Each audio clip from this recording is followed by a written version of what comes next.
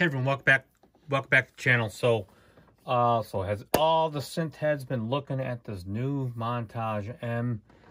Now I have to say that I had a Montage 7 and I actually had a 6 before that, and it was very cool synth. I actually had it when it first came out after the Motif in 2016. But there's something about the Montage I didn't really care for. I thought it was real laggy, the sequencer. This was after the 2.0 update. And there was a few other things I really didn't care about it. Really, actually, the sound interface, as far as the interface for picking the sounds.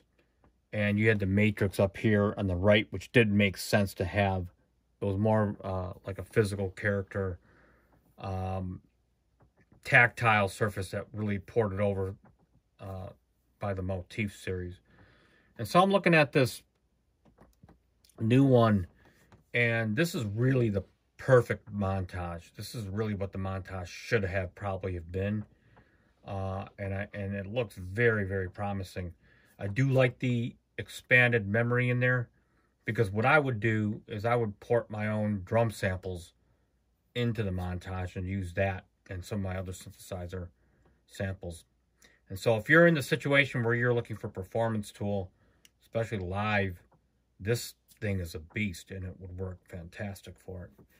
I have to admit that the way that I set up my MPC with all the sounds and stuff in it, the way I'm using it now, I would have a hard time probably adjusting to going with one synthesizer again, because really I don't want to go back into the MIDI, where you MIDI racks full of gear.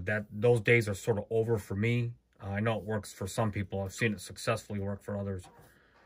So if I ever went back to a one keyboard solution, it would have to be something like a Montage, where it had enough sample flash RAM to be able to put your own libraries in there.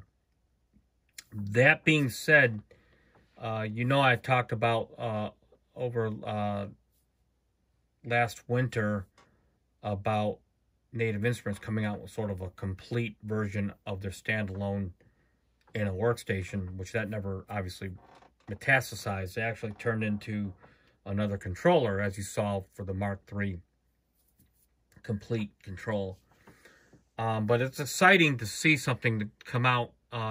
They spared no expenses with the knobs and the buttons. As a matter of fact, these knobs here and these knobs here, the way they interact with the screen reminds me a lot of the V-Synth GT, because there's a lot of duplicate functionality within the panel. Like, they kind of did a rolling thing.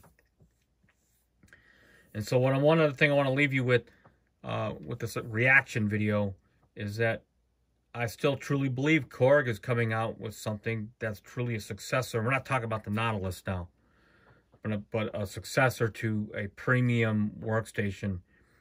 And if Korg modernizes its take on what, I consider them almost like the inventor of the modern workstation, I do expect Korg to come out with something really, really sweet.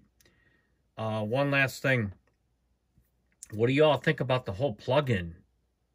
There could be a lot of silver lining in this now.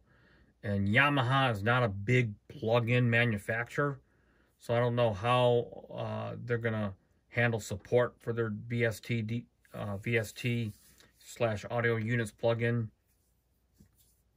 How many licenses you're going to get. But it's a step in the right direction, notwithstanding those details. So anyway, until next time, leave any questions in the comments, and peace out.